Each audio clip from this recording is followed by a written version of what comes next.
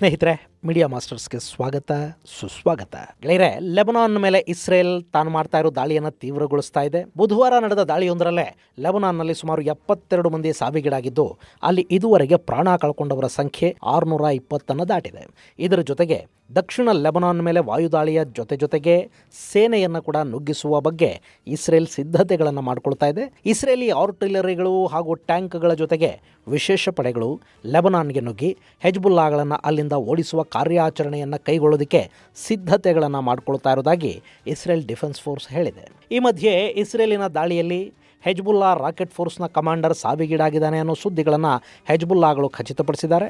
ಇನ್ನು ಲೆಬನಾನ್ನ ಗಡಿಯಲ್ಲಿ 21 ದಿನಗಳ ಕದನ ವಿರಾಮ ಘೋಷಣೆಯ ಅಮೆರಿಕ ಹಾಗೂ ಫ್ರಾನ್ಸ್ ಪ್ರಸ್ತಾವನೆಯನ್ನು ಇಸ್ರೇಲ್ ತಿರಸ್ಕರಿಸಿದೆ. ನಾವು ನಮ್ಮ ತಾಕತ್ತಿನ ಮೇಲೆ ಯುದ್ಧ ಮುಂದುವರಿಸ್ತೀವಿ, ಸದ್ಯಕ್ಕೆ ಯಾರ ಸಹಾಯನೂ ಬೇಡ, ಸಲಹೆಯೂ ಬೇಡ ಅಂತ ಹೇಳೋ ಮೂಲಕ ಇಸ್ರೇಲ್ ಅಮೆರಿಕಾಗೆ ನಿರಾಸೆಯನ್ನುಂಟು ಮಾಡಿದೆ. ಇನ್ನು ಇಲ್ಲಿ ಇಸ್ರೇಲಿನ ಅಗ್ರೆಷನ್ ಹೆಚ್ಚಾಗ್ತಾ ಇರೋದೇನೋ ಸರಿ, ಆದರೆ ಇದು ಪೂರ್ಣ ಪ್ರಮಾಣದ ಯುದ್ಧವಾಗಿ ಬದಲಾದರೆ ಇಸ್ರೇಲಿನ ಆರ್ಥಿಕತೆಗೆ ಇದನ್ನು ಸಹಿಸಿಕೊಳ್ಳುವ ಶಕ್ತಿ ಇದೆಯಾ ಅನ್ನೋ ಅನುಮಾನಗಳು ಕೂಡ ಮೂಡ್ತಾ ಇವೆ. ಹಾಗಾದರೆ ಕಳೆದ 1 ವರ್ಷದ ಯುದ್ಧ ಇಸ್ರೇಲಿನ ಪರಿಸ್ಥಿತಿಯನ್ನು ಏನು ಮಾಡಿದೆ?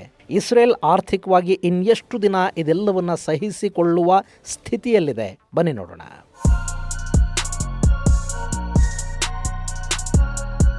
ಗೆಳೆಯರೆ, ಕಳೆದ ಅಕ್ಟೋಬರ್ ತಿಂಗಳಲ್ಲಿ ಆರಂಭ ಆದ ಇಸ್ರೇಲ್ ಹಮಾಸ್ ಸಂಘರ್ಷ ಇನ್ನೂ ಕೂಡ ನಿಂತಿಲ್ಲ.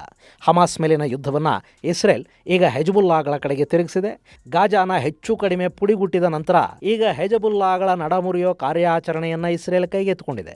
ಅದರ ಪರಿಣಾಮವಾಗಿ ಲೆಬನಾನಿನ ದಕ್ಷಿಣ ಭಾಗವನ್ನು ಇಸ್ರೇಲಿ ಪಡೆಗಳು ಕುಟ್ಟಿ ಪುಡಿ ಮಾಡ್ತಾ ಇವೆ. ಅಲ್ಲಿ ಹೆಜ್ಬುಲ್ಲಾ ನೆಲೆಗಳು ಎಲ್ಲೆಲ್ಲಿವೆಯೋ ಅಲ್ಲಿ ನಾಗರಿಕರಿರೋದು ಬೇಡ, ಅಲ್ಲಿಂದ ದೂರ ಹೋಗಿ ಅಂತ ಲೆಬನಾನ್ ದಕ್ಷಿಣ ಭಾಗದಲ್ಲಿನ ಜನಕ್ಕೆ ಇಸ್ರೇಲ್ ಕರೆ ಕೊಟ್ಟಿದೆ. ವಾಯುದಾಳಿಯ ಬೆನ್ನಲ್ಲೇ ಗಾಜಾದಲ್ಲಿ ಮಾಡಿದ ಹಾಗೆ ಲೆಬನಾನ್ ಮೇಲೆ ಸೇನೆಯನ್ನು ನುಗ್ಗಿಸುವ ತಯಾರಿಯನ್ನು ಕೂಡ ಇಸ್ರೇಲ್ ಮಾಡಿಕೊಳ್ತಾ ಇದೆ. ಈ ಸಂಘರ್ಷ ಹೆಚ್ಚಾಗ್ತಾ ಇರೋ ಹಿನ್ನೆಲೆಯಲ್ಲಿ ಲೆಬನಾನ್ನಿಂದ ಸಾಕಷ್ಟು ದೇಶಗಳು ತಮ್ಮ ಪ್ರಜೆಗಳಿಗೆ ವಾಪಸ್ಸು ಬರುವುದಕ್ಕೆ ಹೇಳಿವೆ. Bharat, China, Russia, France, America ಹೀಗೆ ನಾನಾ ದೇಶಗಳು ತಮ್ಮ ನಾಗರಿಕರಿಗೆ ಟ್ರಾವೆಲ್ ಅಡ್ವೈಸರಿಯನ್ನು ಬಿಡುಗಡೆ ಮಾಡಿವೆ. ಅಲ್ಲಿಗೆ ಹೋಗ ಬಯಸಿದವರು ಪ್ರಯಾಣವನ್ನು ರದ್ದು ಮಾಡಿ ಅಲ್ಲಿರೋರು ತಕ್ಷಣ ಹೊರಟು ಬನ್ನಿ ಅಂತ ಆ ದೇಶಗಳು ಹೇಳಿವೆ. ಇನ್ನು ರಷ್ಯಾದ ಮಿತ್ರ ದೇಶಗಳು ಹಾಗೆ ಒಂದಷ್ಟು ಇಸ್ಲಾಮಿಕ್ ದೇಶಗಳು ಕೂಡ ಇಸ್ರೇಲ್ ಮಾಡ್ತಾ ಇರೋ ದಾಳಿಯನ್ನು ಖಂಡಿಸ್ತಾ ಇದ್ದು, ವಿಶ್ವಸಂಸ್ಥೆಯ ಸಾಮಾನ್ಯ ಸಭೆಯಲ್ಲಿ ಕೂಡ ಈ ಬಗ್ಗೆ ಸಾಕಷ್ಟು ದೇಶಗಳು ಆತಂಕ, ಅಸಮಾಧಾನವನ್ನು ವ್ಯಕ್ತಪಡಿಸಿವೆ. ಇನ್ನು ಈ ದಾಳಿಯನ್ನು ತಕ್ಷಣ ನಿಲ್ಲಿಸಿ ಲೆಬನಾನ್ ಗಡಿಯಲ್ಲಿ 21 ದಿನಗಳ ಕದನ ವಿರಾಮವನ್ನು ಘೋಷಿಸುವ ಬಗ್ಗೆ ಅಮೆರಿಕ ಹಾಗೂ ಫ್ರಾನ್ಸ್ಗಳ ಸಲಹೆಯನ್ನು ಇಸ್ರೇಲ್ ನಿರಾಕರಿಸಿದೆ. ಸದ್ಯಕ್ಕೆ ಅಮೆರಿಕಾದಲ್ಲಿ ಚುನಾವಣೆಗಳು ಘೋಷಣೆಯಾಗಿವೆ. ಅಲ್ಲಿನ ಡೆಮೊಕ್ರೆಟಿಕರು ಇಸ್ರೇಲ್ ಮೇಲೆ ನಾವು ಸ್ವಲ್ಪ ಒತ್ತಡವನ್ನು ಹೇರುತ್ತಾ ಇದ್ದೀವಿ ಅಂತ ತೋರಿಸ್ಕೋಬೇಕು.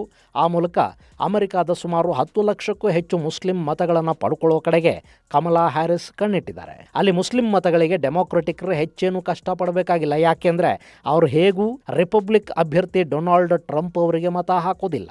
ಆದರೂ ಈ ಸಂಘರ್ಷವನ್ನು ತಪ್ಪಿಸೋದಕ್ಕೆ ನಾವು ಪ್ರಯತ್ನ ಮಾಡ್ತಾ ಇದ್ದೀವಿ ಅನ್ನೋದನ್ನು ತೋರಿಸ್ಕೊಳ್ಳೋದಕ್ಕೆ ಅಮೆರಿಕ ಒಂದಷ್ಟು ಯತ್ನ ಮಾಡುತ್ತೆ. ಹಾಗಂತ ಅವರು ಇಸ್ರೇಲಿಗೆ ಕೊಡೋ ಆಯುಧಗಳನ್ನು ಕಡಿಮೆ ಏನು ಮಾಡೋದಿಲ್ಲ. ಹಾಗೇನಾದರೂ ಮಾಡಿದರೆ ಅಲ್ಲಿನ ಯಹೂದಿಗಳಿಗೆ ಸಿಟ್ಟು ಬರುತ್ತೆ. ಅವರು ಸಂಪೂರ್ಣವಾಗಿ ಡೆಮೊಕ್ರೆಟಿಕರಿಂದ ದೂರ ಆಗ್ತಾರೆ. ಯಹೂದಿಗಳು ಅಮೆರಿಕಾದಲ್ಲಿ ಅತ್ಯಂತ ಬಲಿಷ್ಠ ಸಮುದಾಯ. ಹೀಗಾಗಿ ಅವರನ್ನು ದೂರ ಮಾಡಿಕೊಳ್ಳೋದಕ್ಕೆ ಅಮೆರಿಕಾದ ರಾಜಕೀಯ ಪಕ್ಷಗಳು ಸಿದ್ಧ ಇಲ್ಲ. ಸೊ ಯುದ್ಧವನ್ನು ನಿಲ್ಲಿಸೋದಕ್ಕೆ ಪ್ರಯತ್ನ ಪಡ್ತಾ ಇರೋ ಹಾಗೆ, ಮುಸ್ಲಿಮರ ಪರ ಇರೋ ಹಾಗೆ ಅಮೆರಿಕಾದ ಡೆಮೊಕ್ರೆಟಿಕರು ಒಂದಷ್ಟು ಡ್ರಾಮಾ ಮಾಡಬೇಕು. ಅದನ್ನು ಅವರು ಮಾಡ್ತಾ ಇದ್ದಾರೆ. ಇಸ್ರೇಲಿಗೆ ಕದನ ವಿರಾಮ ಘೋಷಣೆ ಮಾಡಿ ಅಂತ ಹೇಳ್ತಾ ಇದ್ದಾರೆ. ಆದರೆ ಅದು ಸಾಧ್ಯ ಇಲ್ಲ ಅಂತ ಇಸ್ರೇಲ್ ಹೇಳಿದೆ. ಈಗ ಅಮೆರಿಕ ಕೂಡ ಸುಮ್ಮನಾಗುತ್ತೆ.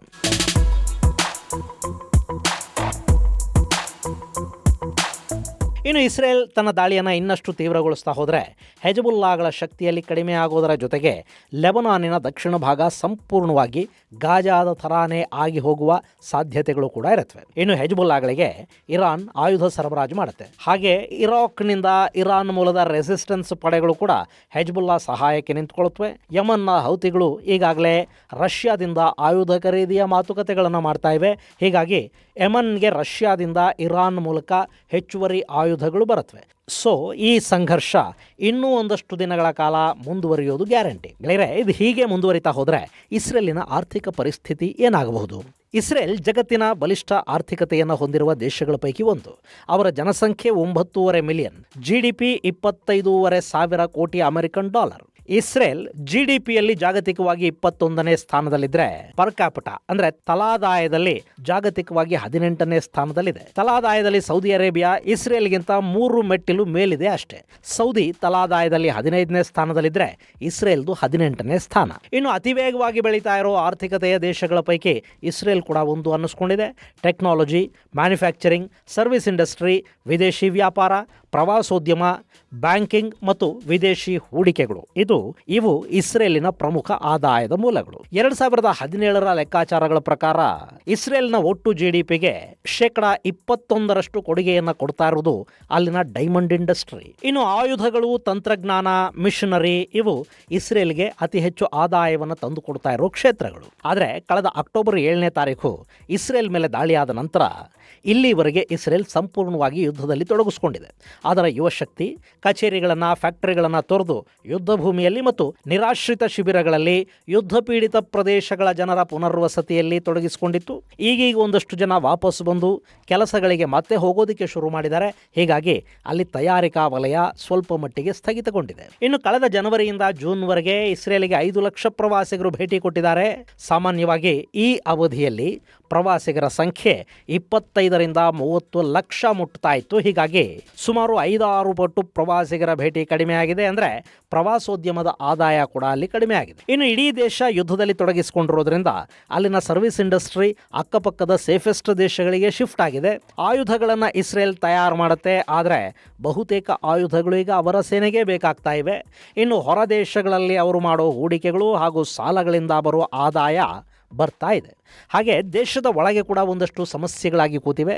ಅಲ್ಲಿನ ಕಟ್ಟಡ ಹಾಗೂ ಕೃಷಿ ಕ್ಷೇತ್ರದಲ್ಲಿ ಕಾರ್ಮಿಕರಾಗಿ ದುಡಿತಾ ಇದ್ದವರು ಪ್ಯಾಲೆಸ್ತೀನಿಗಳು. ಗಾಜಾದಿಂದ ಬರ್ತಾ ಇದ್ದ ಸುಮಾರು 1 ಲಕ್ಷದಷ್ಟು ಕಾರ್ಮಿಕರು ಅಕ್ಟೋಬರ್ 7ಕ್ಕೂ ಮೊದಲು ಇಸ್ರೇಲಲ್ಲಿ ಕೆಲಸ ಮಾಡ್ತಾ ಇದ್ರು. ಬೆಳಗ್ಗೆ ಗಾಜಾದಿಂದ ಬರ್ತಾ ಇದ್ರು, ಸಾಯಂಕಾಲ ಕೆಲಸ ಮುಗಿಸ್ಕೊಂಡು ಹೋಗ್ತಾ ಇದ್ರು. ಇನ್ನು ಸುಮಾರು 8-10 ಸಾವಿರ ಮಂದಿ ಕಟ್ಟಡ ಕಾರ್ಮಿಕರಿಗೆ ಇಸ್ರೇಲಲ್ಲೇ ಇರೋದಕ್ಕೆ ಕೂಡ ಅನುಮತಿಯನ್ನು ಕೊಡಲಾಗಿತ್ತು.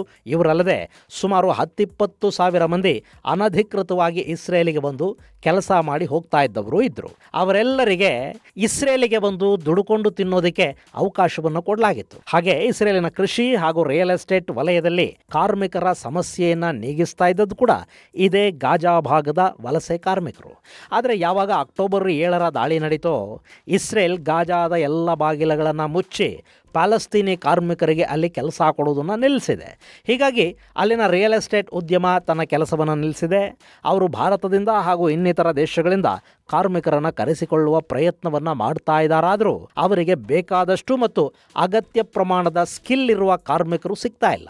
ಹೀಗಾಗಿ ಅಲ್ಲಿನ ರಿಯಲ್ ಎಸ್ಟೇಟ್ ಉದ್ಯಮದ ಜೊತೆಗೆ ಕಾರ್ಖಾನೆಗಳು ಮತ್ತು ಉತ್ಪಾದನಾ ವಲಯ ಕೂಡ ನಿಧಾನಗತಿಯನ್ನು ತಲುಪಿವೆ.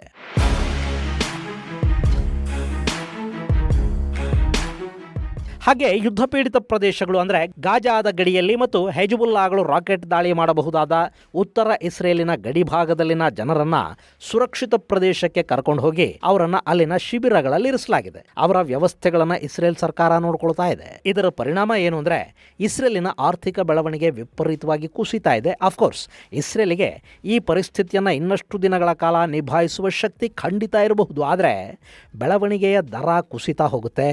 ಸಂಘರ್ಷದ ಕಾರಣದಿಂದ ಇಸ್ರೇಲಿಗೆ ಹೊರಗಿನ ಹೂಡಿಕೆಗಳು ಬರೋದಿಲ್ಲ. ಹಾಗೆ ಇಸ್ರೇಲ್ ಈಗಾಗಲೇ ಮಾಡಿಕೊಂಡ ಒಪ್ಪಂದಗಳಂತೆ ಕೊಡಬೇಕಾದ ವಸ್ತುಗಳನ್ನು ತನ್ನ ಖರೀದಿದಾರರಿಗೆ ಕೊಡೋದಕ್ಕೆ ಕೂಡ ಸಾಧ್ಯ ಆಗ್ತಾ ಇಲ್ಲ. ಇದು ಇಸ್ರೇಲಿನ ಆರ್ಥಿಕತೆಯ ಮೇಲೆ ಹೊಡೆತ ಕೊಡುತ್ತೆ. ಹಾಗೆ ದಿನಬಳಕೆಯ ವಸ್ತುಗಳು, ಆಹಾರ ಪದಾರ್ಥಗಳ ಬೆಲೆ ಕೂಡ ಸ್ವಲ್ಪ ಮಟ್ಟಿಗೆ ಏರಿಕೆಯಾಗಿದೆ. ಆದರೂ ಇಸ್ರೇಲ್ ಇದೆಲ್ಲವನ್ನ ಇನ್ನಷ್ಟು ದಿನಗಳ ಕಾಲ ಸಹಿಸಿಕೊಳ್ಳಲೂಬಹುದು. ಗೆಳೆಯರೆ, ಇಲ್ಲಿ ಗಮನಿಸಬೇಕಾದ ಅಂಶ ಅಂದರೆ ಲೆಬನಾನ್ಗಾಗಲಿ, ಹೆಜ್ಬುಲ್ಲಾಗಳಿಗಾಗಲಿ, ಗಾಜಾ ಮತ್ತು ಹಮಾಸ್ಗಾಗಲಿ, ಯಮನ್ಗಾಗಲಿ, ಹೌತಿಗಳಿಗಾಗಲಿ ಇಸ್ರೇಲ್ ಜೊತೆ ಯುದ್ಧ ಮಾಡೋದ್ರಿಂದ ಪ್ರಾಣವನ್ನು ಬಿಟ್ಟರೆ ಅವರು ಕಳ್ಕೊಳ್ಳುವಂಥದ್ದು ಬೇರೆ ಏನೂ ಇಲ್ಲ.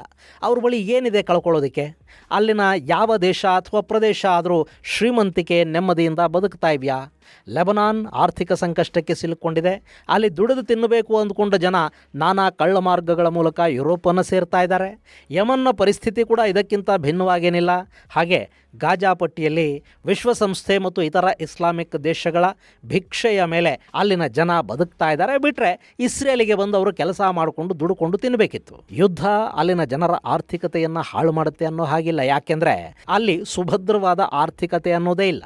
ಕಳ್ಕೊಳ್ಳೋದಕ್ಕೆ ಅವರ ಬಳಿ ಏನೂ ಇಲ್ಲ. ಆದರೆ ಅಭಿವೃದ್ಧಿಯ ಹಾದಿಯಲ್ಲಿ ನಡೀತಿರೋ ದೇಶಗಳಿರುತ್ತವೆ ನೋಡಿ, ಅವುಗಳಿಗೆ ಯುದ್ಧದಿಂದ ಸಾಕಷ್ಟು ನಷ್ಟ ಉಂಟಾಗತ್ತೆ. ಈಗ ಇಸ್ರೇಲ್ ವಿರುದ್ಧ ಯುದ್ಧ ಮಾಡಿಸ್ತಾ ಇರೋ ಇರಾನ್ ಏನು ಕಳ್ಕೊಳ್ಳುತ್ತೆ? ಒಂದಷ್ಟು ಆಯುಧಗಳನ್ನು ಕೊಡಬಹುದು, ಹಣ ಕೊಡಬಹುದು, ಆದರೆ ಸಾಯೋದೂ ಬೇರೆ ಯಾರೋ, ನಾಶ ಆಗೋದು ಕೂಡ ಬೇರೆ ಯಾವುದೋ ದೇಶ. ಇರಾನಿಗೆ ಆಗೋದೇನಿದೆ ಹೇಳಿ? ಆದರೆ ಇಸ್ರೇಲ್ ಹಾಗಲ್ಲ. ಅವರು ಈ ಸಂಘರ್ಷದ ಕಾರಣಕ್ಕಾಗಿ ಆರ್ಥಿಕ ನಷ್ಟಕ್ಕೆ, ಬೆಳವಣಿಗೆಯ ನಷ್ಟಕ್ಕೆ ತುತ್ತಾಗ್ತಾರೆ. ಜೊತೆಗೆ ಅಲ್ಲಿನ ಇನ್ಫ್ರಾಸ್ಟ್ರಕ್ಚರ್ ಕೂಡ ಸ್ವಲ್ಪ ಮಟ್ಟಿಗೆ ನಾಶ ಆಗುತ್ತೆ. ಹಾಗಂತ ಸುಮ್ಮನೆ ಕೂತ್ರೆ ಸಮಸ್ಯೆ ಬಗೆಹರಿಯೋದಿಲ್ಲ. ಒಂದಷ್ಟು ದಿನ ಮತ್ತೆ ಶತ್ರುಗಳು ಚೇತರಿಸಿಕೊಳ್ಳೋದಕ್ಕೆ ಸಾಧ್ಯವೂ ಆಗದಂಥ ಹೊಡೆತವನ್ನು ಕೊಟ್ಟು ಬಿಡೋಣ ಅಂತ ಇಸ್ರೇಲ್ ಹೋಗ್ತಾ ಇದೆ. ಇದು ಇನ್ನೆಷ್ಟು ದಿನ ಮುಂದುವರಿಯುತ್ತೆ ಅನ್ನೋದನ್ನು ಕಾದು ನೋಡಬೇಕು. ಇದು ಗೆಳೆಯರೆ, ಇಸ್ರೇಲ್ ಹಾಗೂ ಇಸ್ಲಾಂ ಸಂಘರ್ಷದ ಕುರಿತಾದ ಒಂದಷ್ಟು ಮಾಹಿತಿ. ಮುಂದಿನ ಸಂಚಿಕೆಯಲ್ಲಿ ಮತ್ತಷ್ಟು ವಿಶೇಷಗಳ ಜೊತೆ ಮತ್ತೆ ಭೇಟಿಯಾಗೋಣ. ಅಲ್ಲಿವರೆಗೆ ಜೈ ಹಿಂದ್, ಜೈ ಕರ್ನಾಟಕ.